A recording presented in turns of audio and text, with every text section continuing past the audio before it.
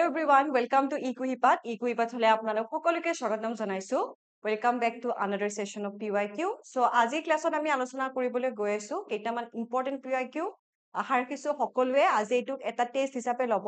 আৰু ইয়াৰ স্কোৰটো আপোনালোকে কমেন্ট বক্সত জনাবলৈ নাপাহৰিব। গতিকে পলম নকৰি ক্লাছতে আৰম্ভ কৰো। আৰু যোৱাবাৰৰ ক্লাছৰ দৰে এইবাৰৰ প্ৰতিটো ক্লাছৰ পিছফালে ইয়াৰ এক্সপ্লেনেশ্যন থাকিব। গতিকে আপোনালোকে যদি কোৱেশ্চনটো বুজি পোৱা নাই তেন্তে এক্সপ্লেনেশ্যন চাই কোৱেশ্চনটো আকৌ কৰিবলৈ ট্ৰাই কৰিব যাতে কোৱেশ্চনটো এইবাৰ আপোনালোকৰ কাৰেক্ট হিচাপে ওলাই আহে ঠিক আছে গতিকে আহক আৰম্ভ কৰিছো সো প্ৰথমটো কোৱেশ্চন আমাক সোধা গৈছে 12 ইয়াৰ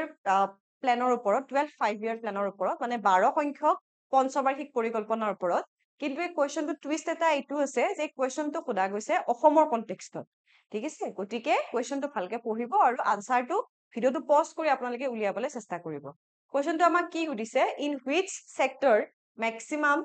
plan allocation and priorities were given in 12 5-year plan in Assam option number 1 is rural development agriculture social service irrigation and social control অসমীয়াত সুধিলে কোৱেশ্চনটো হ'ব যে কোনটো সেক্টৰত বা কোনটো খণ্ডত 12 নং পঞ্চবাৰ্ষিক পৰিকল্পনা অসমৰ কোনটো সেক্টৰত 12 নং পঞ্চবাৰ্ষিক পৰিকল্পনায় সৰ্বোচ্চ পুঁজি আবণ্টন কৰিছিল এই খণ্ডকেইটা ইয়াতে দিয়া আছে ইয়াৰ পৰা আপোনালোকে শুদ্ধ উত্তৰ উলিয়াবলৈ চেষ্টা কৰক প্ৰথমতে ভিডিওটো পজ কৰি ল'ব তাৰ পিছত ইয়াৰে শুদ্ধ উত্তৰ উলিয়াবলৈ চেষ্টা কৰিব সৰ শুদ্ধ উত্তৰ কি হ'ব ইয়াৰ শুদ্ধ উত্তৰ হ'ব অপচন নম্বৰ বি এইটো হৈছে আপোনাৰ এগ্ৰিকালচাৰ ঠিক আছে অপচন নম্বৰ বি টো ইয়াৰে কাৰেক্ট আনসাৰ হ'ব অকমান আমি 12 5 ইয়াৰ প্ল্যানৰ বিষয়ে পঢ়ি লও 12 5 ইয়াৰ প্ল্যান কি হয় সো যিখন 12 5 ইয়াৰ প্ল্যান আছে এই 12 5 ইয়াৰ প্ল্যানখনে বেসিক্যালি আপোনাৰ ইয়াৰ ৰুলটো কি আছিল মানে ইয়াৰ থিমটো কি আছিল ইয়াৰ থিমটো আছিল faster more inclusive and sustainable goal at its theme then এই প্ল্যানখনে কিয় ফোকাস কৰিছিল ইনফ্ৰাষ্ট্ৰাকচাৰ প্ৰজেক্ট সমূহত ই ফোকাস কৰিছে ইলেক্ট্ৰিসিটি সাপ্লাই যাতে যিসমূহ ৰুৰেল এৰিয়াজ থাকে সেইসমূহতো আমি ইলেক্ট্ৰিসিটি প্ৰভাইড কৰিব পাৰো আমাৰ আৰবান এৰিয়াজ সমূহত ইলেক্ট্ৰিসিটি আছে কিন্তু ৰুৰেল যিসমূহত বহুত দূৰ এৰিয়া আছে সেইসমূহত আমি কি দেখিবলৈ পাওঁ প্ৰায় ইলেক্ট্ৰিসিটিৰ সুবিধা দেখিবলৈ নাপাওঁ গতিকে তেনেকুৱা ধৰণৰ এৰিয়াজ সমূহকো যাতে আমি ইলেক্ট্ৰিসিটিৰ আউটলে আনিব পাৰো সেইটো উদ্দেশ্য ক'ত ৰখা গৈছিল 12 নং পঞ্চবাৰ্ষিক পৰিকল্পনাত ৰখা গৈছিল ইয়াৰ উপৰি আমি দেখিবলৈ পাইছো জেন্ডাৰ আৰু সোশ্যাল গ্যাপসমূহ ৰিডিউস কৰা যাতে আমি স্কুলত both মেল এণ্ড ফিমেলৰ এডুকেশ্যনৰ ক্ষেত্ৰত কি কৰিব পাৰো ইম্প্যাক্ট পেলাব পাৰো প্লাস যাতে আমি যেটো গাৰ্লছৰ স্কুল ড্ৰপ আউট ৰেশিও হেতুক যাতে আমি কম কৰিব পাৰো যদি আমি অসমৰ কনটেক্সটত এই প্ল্যানখনৰ চাবলৈ যাওঁ তেতিয়া আমি অসমৰ কনটেক্সটত কি দেখিবলৈ পাইছো অসমৰ কনটেক্সটত এই প্ল্যানখনে ফোকাস কৰিছিল ৰুৰেল ইকোনমি স্পেসিফিকলি ফোকাস কৰিছিল এগ্ৰিকালচাৰ এণ্ড এলাইড সেক্টৰছত মানে হৰ্টিকালচাৰ সেৰিকালচাৰ এলাইড সেক্টৰছ বুলি ক'লে হৰ্টিকালচাৰ পৰিব সেৰিকালচাৰ ফিচাৰিজ এইবোৰ ফোকাস কৰা ইয়াৰ লগতে আপোনাৰ মিডিয়াম আৰু যিবোৰ কটেজ ইন্ডাষ্ট্ৰিজ আছিল সেইবোৰত লগতে এই প্ল্যানখনে এনেকুৱা এৰিয়াজ সমূহ ডেভেলপ কৰিছিল যাতে আৰবানাইজেশ্যন বা আপোনাৰ যিবোৰ ৰুৰেল সেক্টৰছ আছে যত আপোনাৰ মেচিনাৰিজ দৰকাৰ সেইবোৰ এৰিয়াটো যাতে আমি মেচিনাৰিজ কি কৰিব পাৰো ইন্ট্ৰোডিউস কৰিব পাৰো ঠিক আছে সো এইটো আছিল 12 5 ইয়াৰ প্ল্যান আৰু সেইফালে আছিল 12 5 ইয়াৰ প্ল্যান অসমৰ কনটেক্সটত কি এৰিয়া ফোকাস কৰা গৈছিল next question what is the contribution of agriculture sector to India's GDP is এতিয়া এই যেটো কোৱেশ্চন আপোনালোকে দেখিবলৈ পাইছে এই কোৱেশ্চনটোৰ আনসাৰ হয়তো আজিৰ কনটেক্সটত বেলেগ হ'ব আৰু এটো যেহেতু প্ৰিভিয়াস ইয়াৰৰ পেপাৰ তেতিয়া ইয়াৰ পাৰ্সেন্টেজটো অকমান বেলেগ আছিল ঠিক আছে গতিকে এতিয়া হয়তো আনসাৰটো আপোনালোকৰ বেলেগ ওলাব পাৰে বাট এটো যেহেতু আজি 2 বছৰ 3 বছৰ আগৰে কোৱেশ্চন হয় গতিকে তেতিয়াৰ পাৰ্সেন্টেজটো অকমান বেলেগ আছিল তথাপিতো আপোনালোকে অনুমান লগাই আনসাৰ দিব পাৰিব শুদ্ধ উত্তৰ কোনটো হ'ব 14% 24% নে 34% আমি এই সেক্টৰৰ ডিটেইল মই ইয়াতে কথাও পাতিছো যে কোনটো সেক্টৰত কিমান আছিল গতিকে কোনটো হ'ব ইয়াৰ শুদ্ধ উত্তৰ একচুয়ালি ইয়াৰ শুদ্ধ উত্তৰ আপোনাৰ নান হ'ব ঠিক আছে ইয়াৰ শুদ্ধ উত্তৰটো আমি অপচন নম্বৰ ডি টো ইয়াৰ কাৰেক্ট আনসাৰ হ'ব কিয় হ'ব আপোনালোকে চাব পাৰে আমি যদি কন্ট্ৰিবিউশন চাবলৈ যাও as per the report published by Ministry of Statistics and Program Implementation so তাত আমি কি দেখিবলৈ পাইছো যে যেটো কন্ট্ৰিবিউশন আছে হেতু আমি দেখিবলৈ পাইছো 4.1% ঠিক আছে তাৰ পিছত 3.5% 3 বা ইয়াত আপুনি 20 19 and 18% হ'ব পাৰে বাট ইয়াতে আমি কোনো এটা পাৰ্সেন্টেজে হেতুৰ সমসাময়িক দেখা পোৱা নাই গতিকে অপচন নম্বৰ ডি টো আমাৰ কাৰণে কাৰেক্ট আনসাৰ হৈ যাব কিন্তু ইয়াত যদি 18 বা 20 থাকিলে হেতে হেতুক আমি ইয়াৰ কাৰেক্ট আনসাৰ বুলি ধৰিব পাৰিলো হেতে ঠিক আছে next question number 3 the WTO means World Trade Organization was founded 1995 as the successor organization to the মানে WTO কোনটো অৰ্গেনাইজেশ্যনৰ সাকসেসৰ অসমীয়াত ক'বলৈ গ'লে কোনটো অৰ্গেনাইজেশ্যনৰ মানে বংশধৰ হয় WTO মানে আগতে এটা অৰ্গেনাইজেশ্যন আছিল যেটো অৰ্গেনাইজেশ্যন মানে আপোনাৰ এবলিশ কৰি বা অৰ্গেনাইজেশ্যনৰ নামটো সলনি কৰি বা তাক আপগ্ৰেড কৰি WTO বনোৱা গৈছিল সেই আৰ্লিয়াৰ অৰ্গেনাইজেশ্যনটোৰ নাম কি আছিল সেইটো মাক ইয়াৰ পৰা বাছি উলিয়াব দিছে সো ইয়াৰ পৰা বাছি উলিয়াওক IBRD ৱৰ্ল্ড বেংক গেট নে আপোনাৰ অপচন নম্বৰ এইটো হয় কোনটো হ'ব শুদ্ধ উত্তৰ ভিডিওটো পজ কৰি ল'ব মই আঁতৰি দিছো আৰু ইয়াৰ শুদ্ধ উত্তৰ উলিয়াবলৈ চেষ্টা কৰিব ইয়াৰ শুদ্ধ উত্তৰ কোনটো হ'ব শুদ্ধ উত্তৰ ইয়াৰ শুদ্ধ উত্তৰ হ'ব অপচন নম্বৰ 4 গেট কাৰেক্ট আহক আমি ইয়াৰ বিষয়ে অকমান ডিটেইলত পঢ়ি লওঁ এতিয়া গেটৰ ফুল ফৰ্মটো হৈছে general agreement on tariff and trade so এই যেটো এগ্ৰিমেন্ট আছিল ই বেসিক্যালি এখন ট্ৰিটি আছিল 23খন কান্ট্ৰিৰ মাজত ইন দা ইয়াৰ 1947 ঠিক আছে ইয়াক ফৰ্ম কৰা গৈছিল ওয়াৰ্ল্ড ওয়াৰ 2 টাইমত যুদ্ধ বিধ্বস্ত অৰ্থনীতিক যাতে আমি আপগ্ৰেড কৰিব পাৰো তাৰ প্ৰতি লক্ষ্য ৰাখি ইয়াক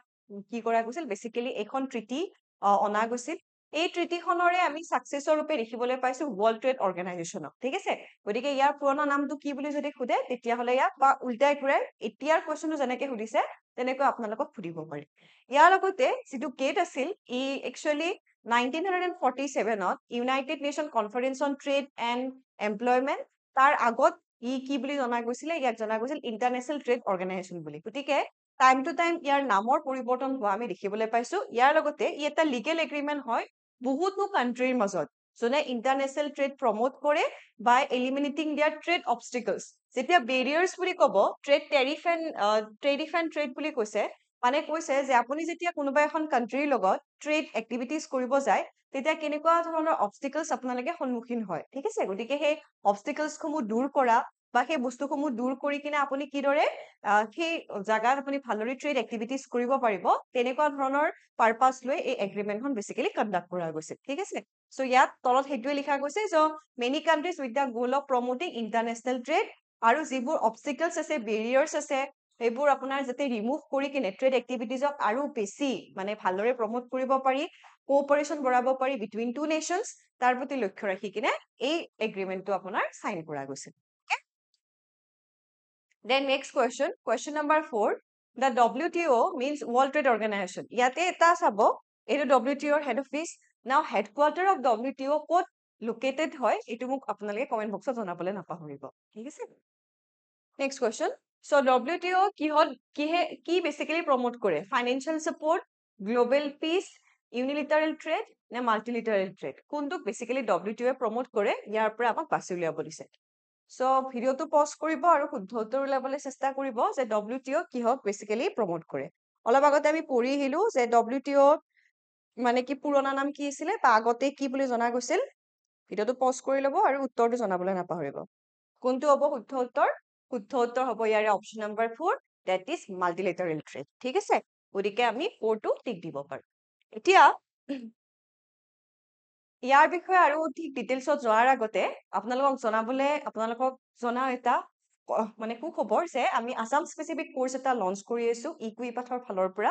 এই কোৰ্সটোত আপোনালোকে 20 আৱাৰ্ছৰ লাইভ এণ্ড ৰেকৰ্ডেড ক্লাसेस পাব ইয়াৰ লগতে PDF নোট পাব প্ৰতিটো সেশনৰে কিবা ডাউটস থাকিলে আপোনালোকে ডাইৰেক্টলি এডুকেটৰ্স সমূহকো কন্টাক্ট কৰিব পাৰিব কোৰ্সটোৰ মূল্য হৈছে মাত্ৰ 999 টকা লিমিটেড ডিল হয় গতিকে আপোনালোকে যদি ইন্টাৰেস্টেড হয় তেন্তে এই কোৰ্সটো পাৰচেজ কৰিব পাৰে আৰু পাৰচেজ কৰিবৰ কাৰণে আমাৰ website that is www.equipa.com visit কৰিবলৈ নাপাহৰিব সো এতিয়া পঢ়িলো আমি তাৰ আনসাৰটো কিমান আছিল অপচন নম্বৰ 4 আছিল এটা WTO ৰ যদি আমি যেটো বেসিক প্ৰিন্সিপল চাবলৈ যাও এটো কি হয় foundation of multilateral trade system so WTO ৰ বেসিক্যালি অবজেক্ট আছিল যে এটা ওপেন ট্ৰেড এনভায়ৰনমেন্ট ক্ৰিয়েট কৰিব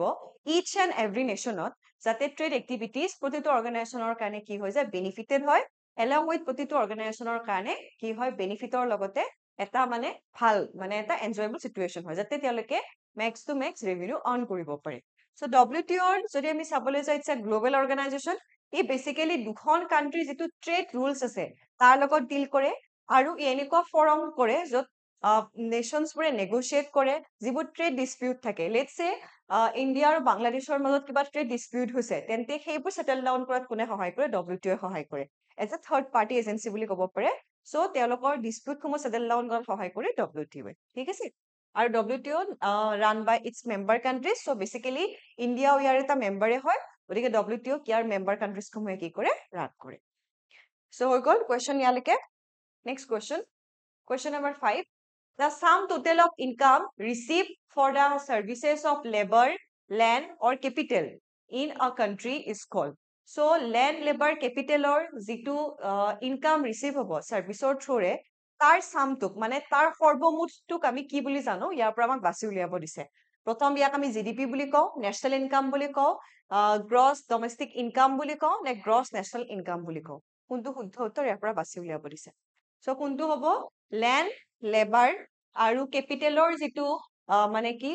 সাম হয় মানে ইনকাম হয়, সাৰ্ভিসৰ ইনকাম ৰিসিভৰ যিটো সৰ্বমুঠ হয়, এটোক বেসিক্যালি আমি কি বুলি জানো, এটোক আমি জানো ন্যাশনাল ইনকাম বুলি। অপশন নম্বৰ বি ইয়াৰে কি হৈ যাব শুদ্ধ উত্তৰ হ'ব। এতিয়া ন্যাশনাল ইনকাম বুলি যদি কোৱা যায়, ন্যাশনাল ইনকাম কি হয় ইয়াৰ বিষয়ে আমি লগতে পঢ়ি লওঁ। গতিকে national income basically the sum of total income received for the services of labor, land or capital in a country, তাক আমি ন্যাশনাল ইনকাম বুলি জানো। ঠিক আছে, এটা ন্যাশনাল ইনকাম এটা আমাৰ ম্যাক্ৰো ইকোনমিক কনসেপ্ট হয়। মাইক্ৰো আৰু ম্যাক্ৰো ইকোনমিক্সৰ দুটা ইকুৱেল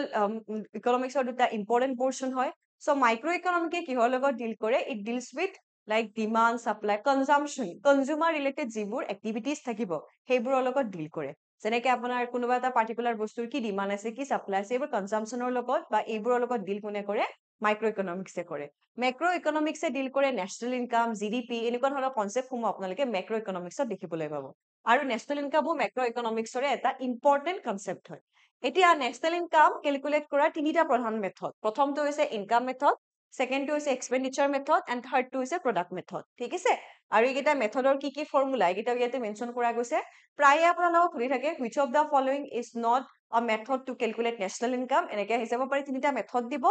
আৰু এটা মেথড নাথাকিব, তাৰ পৰা আপোনালোকে বাছি উলিয়াব লাগিব। বা কেতিয়াবা সাপোজ এনেকে ওলাব যে কোনটো নহয়, সো তেনেকে দিব, সো গোটেইকেইটা হয় হয় এটা নাথাকা দিব, তেনেকুৱা তেনেকুৱা কোৱেশ্চন সোধে। বা কেতিয়াবা আপোনালোকে ষ্টেটমেন্ট ৱাইজো এনেকুৱা ধৰণৰ কোৱেশ্চনছ সমূহ দেখিবলৈ পাব। ঠিক আছে, গতিকে এইটো কি হ'ব ইয়াৰে শুদ্ধ উত্তৰ হ'ব national income. Next question, the permanent headquarter of SARC is located at Thimphu, Dhaka, New Delhi, Kathmandu. So SARCৰ হেডকোৱাৰ্টাৰ কোনখন চিটিত অৱস্থিত ইয়াৰ পৰা বাছি উলিয়াব দিছে। কোৱেশ্চন দেখি আপোনালোকৰ লাগিব পাৰে ইমাননো সহজ কোৱেশ্চন এপিএসসি প্ৰিলিমছত সুধিছিল নে,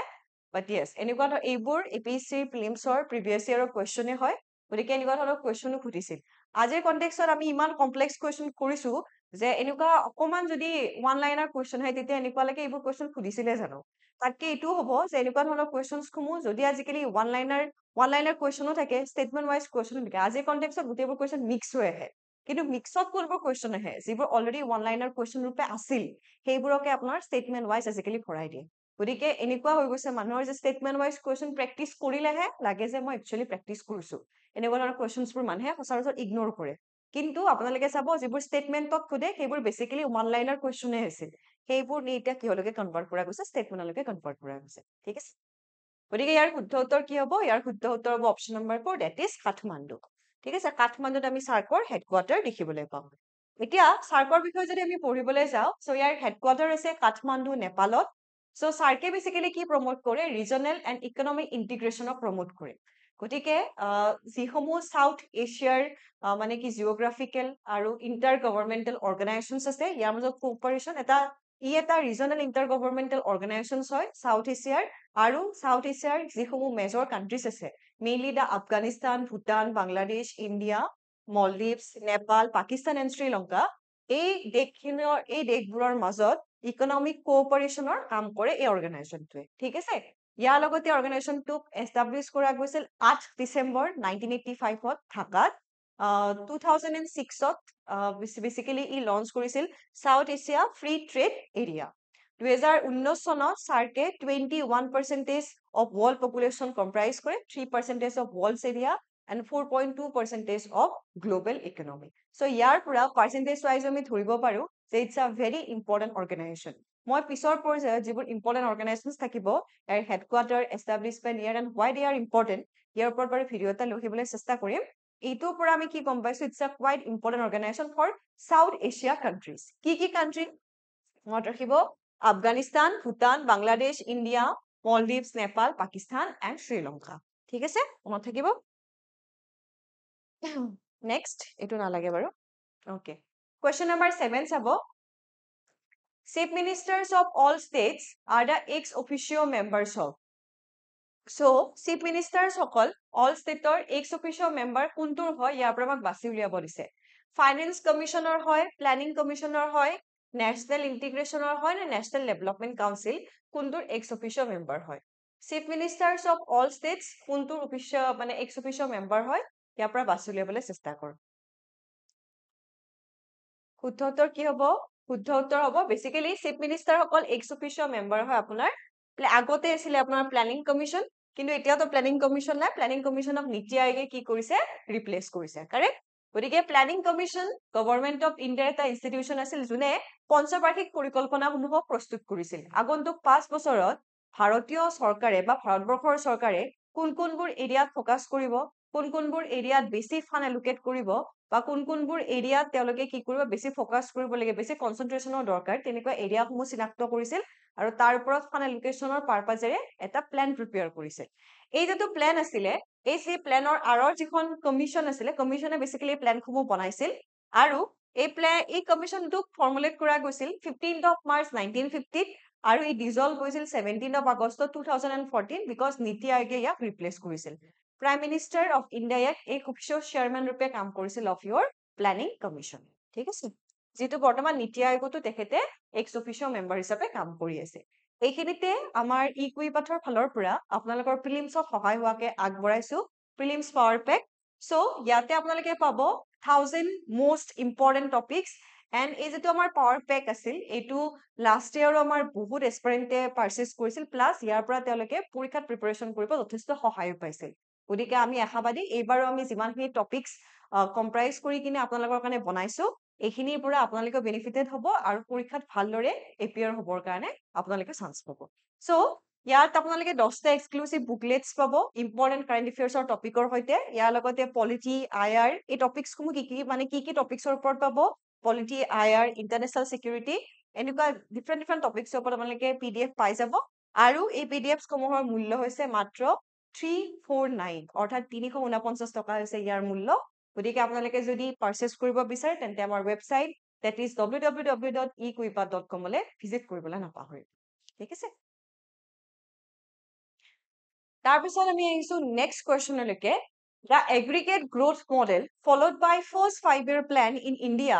was growth model developed by so ইয়াতে কৈছে যে কোনটো গ্ৰোথ মডেল প্ৰথম পঞ্চবাৰ্ষিক পৰিকল্পনাৰ ক্ষেত্ৰত ভাৰতবৰ্ষই ব্যৱহাৰ কৰিছিল বা প্ৰথম পঞ্চবাৰ্ষিক পৰিকল্পনাৰ ক্ষেত্ৰত ভাৰতবৰ্ষই কি কৰিছিল মানে এই গ্ৰোথ মডেলটো ফলো কৰিছিল এটা প্ৰথমখন পঞ্চবাৰ্ষিক পৰিকল্পনাৰ ক্ষেত্ৰত আমি এইটো কথা মন কৰিব লাগিব যে এইখন পৰিকল্পনা ইয়াৰ মডেলটো মন ৰাখিব লাগিবই আমি এইটো মন ৰাখিব লাগিব যে এইখন এখন খুব সাকসেসফুল পৰিকল্পনা আছিল যত প্ৰায়োৰিটি সেক্টৰ মানে প্ৰাইমাৰীলি কোনটো সেক্টৰত ফোকাস কৰা গৈছিল এগ্ৰিকালচাৰ সেক্টৰত ফোকাস কৰা গৈছিল সেকেন্ড 5 ইয়াৰ প্লেনে ফোকাস কৰিছিল ইন্ডাষ্ট্ৰিয়েলাইজেশনত মানে ইন্ডাষ্ট্ৰি ডেভেলপমেন্টৰ ক্ষেত্ৰত কিন্তু তেওঁলোকে সেইটো টাইমত এগ্ৰিকালচাৰৰ ক্ষেত্ৰত খুব কম ফোকাস কৰিছিল যাৰ কাৰণে আপোনালোকে সামহাও না ইন্ডাষ্ট্ৰি ডেভেলপ হল না এগ্ৰিকালচাৰ মানে দু নাওত দুই ভৰি টাইপ হৈ গল সেকেন্ডখন আৰু এনেকুৱা হৈ গল যে এখন এখন ফেইলিয়ৰ সেকেন্ড 5 ইয়াৰ প্ল্যান ৰূপে পৰিগণিত হৈছিল কিন্তু ফাৰ্স্টখন আমাৰ খুব ভাল পৰিকল্পনা আছিল আৰু এখন সাকসেসফুল পৰিকল্পনা আছিল সেই কাৰণে হয়তো আমাৰ ওভাৰ কনফিডেন্ট হৈ গল এনেকুৱা হ'ব পাৰে সো আমাৰ ফাৰ্স্ট 5 ইয়াৰ প্ল্যানখন কোনটো মডেলৰ ওপৰত বেছ আছিল option number A that is হাৰাডমৰ মডেল ঠিক আছে অকমান আমি ফাৰ্স্ট 5 ইয়াৰ প্ল্যানৰ বিষয়ে পঢ়িলো ফাৰ্স্ট 5 ইয়াৰ প্ল্যান বেসিক্যালি 5 ইয়াৰ প্ল্যানৰ টাইমত আমাৰ প্ৰাইম মিনিষ্টাৰ কোন আছিল জৱাহৰলাল নেহেৰু ঠিক আছে এইখন এখন এনেকুৱা পৰিকল্পনা আছিল যিখন পৰিকল্পনাৰ ওপৰত যদি কবলৈ যোৱা যায় বহুত বেছি চৰকাৰৰ এক্সপেক্টেশন নাছিল যে কিমান ভালকে পাৰফৰ্ম কৰিব বাট ইমান ভালকে পাৰফৰ্ম কৰিছিল যে এখন হিট 5 ইয়াৰ প্ল্যান আছিল আপোনালোকে টাৰ্গেট চাব পাৰে টাৰ্গেট আছিলে 2.1 আৰু ই যে কিমান এচিভ কৰিছিল 3.6% এচিভ কৰিবলৈ সক্ষম হৈছিল আৰু by the end of this first 5 year plan পাঁচখন আইআইটিজও আমাৰ ওপেন হৈ গৈছিল গতিকে ইয়াৰ পৰা আপোনালোকে অনুমান লগাব পাৰে যে এখন সাকসেসফুল পৰিকল্পনা হেতু সময়তে বিল্ড আপ কৰা গৈছিল ঠিক আছে তাৰ ওপৰত আৰু বেছি এক্সপেক্টেশন হয় মানুহৰ তাৰ পিছত আপোনাৰ কি হৈ গল প্ল্যানে উল্টা পুল্টা হৈ থাকিল বুলি ক'ব পাৰে সো আকৌ এবাৰ এটা ওৱান ৰিমাইণ্ডাৰ আছাম স্পেচিফিক কোৰ্চটোৰ কাৰণে এই কোৰ্চটোত আপোনালোকে 20 hours plus live and recorded classes পাব, PDF নোট পাব, আৰু কিবা ডাউটছ থাকিলে আপোনালোকে এডুকেটৰ্ছৰ লগত ডাইৰেক্টলি কণ্টেক্ট কৰিব পাৰিব। যদি আপোনালোকে ইণ্টাৰেষ্ট তেন্তে আমাৰ ৱেবছাইট www.equiba.com ত ভিজিট কৰিবলৈ নাপাহৰিব। ঠিক আছে, এইটো হ'ব আজিৰ ভিডিঅ'ৰ শেষৰ কুৱেশ্যন। ঠিক আছে, কুৱেশ্যন নম্বৰ 9টো। গতিকে চৰি, এই কুৱেশ্যনটো আপোনালোকৰ কাৰণে থাকিল হোমৱৰ্ক। আপোনালোকে মোক কমেণ্ট বক্সত জনাব যে এইটোৰ শুদ্ধ উত্তৰনো কি হ'ব। ঠিক আছে, এইটো কুৱেশ্যন প্ৰিভিয়াছ ইয়াৰত লোৱা গৈছিল, তাৰ আনচাৰ বেলেগ হ'ব। আপোনালোকে মোক আজিৰ কনটেক্সটত ইয়াৰ আনচাৰটো কি হ'ব এইটো জনাবলৈ নাপাহৰিব। চ' ইয়াৰ পৰা আমি এটা কনক্লুজন এইটো উলিয়াব পাৰো যে ইকনমিত অকল আমি ষ্টেটিক পাৰ্ট পঢ়িলে নহ'ব, তাক আমি কাৰেণ্টৰ লগতো আপগ্ৰেড কৰি ৰাখিব লাগিব। যেতিয়া আপুনি তাক কাৰেণ্টৰ লগত আপগ্ৰেড কৰিব, তেতিয়াহে ই কি হ'ব, বেচিকেলি আপোনাৰ গোটেই বস্তুসমূহ ইনটেক্ট হৈ থাকিব, আপুনি তাৰ আনচাৰ উলিয়াব পাৰিব। ঠিক আছে, গতিকে ইয়াৰ উত্তৰটো মোক জনাব। আৰু আজিৰ ক্লাছটোত আছিল ইমানখিনিয়ে। আশা ৰাখিছো সকলোৱে ক্লাছটো কৰি ভাল পালে। আৰু যদি আপোনালোকৰ কিবা ডাউটছ থাকে আপোনালোকে মোক কমেণ্ট বক্সত জনাব। মই সকলোৰে ডাউটছখিনি ক্লিয়াৰ কৰিবলৈ চেষ্টা কৰিম। আপোনালোকে যদি ইয়াক এজ এ টেষ্ট হিচাপে লৈছে, স্ক'ৰখিনিও জনাব, সেইখিনিও বাৰু ঠিক কৰিবলৈ ট্ৰাই কৰিম। যদি আপোনালোকে স্ক'ৰ ভাল কৰিছে তো খুবেই ভাল, আৰু এই আনচাৰটো জনাবলৈ নাপাহৰিব। ঠিক আছে, চ' আজিলৈ এৰিছো। সকলোৱে ভালদৰে পঢ়া শুনা কৰি থাকক। পুনৰাই লগ পাম নতুন এটি ক্লাছৰ সৈতে। তেতিয়ালৈ ধন্যবাদ।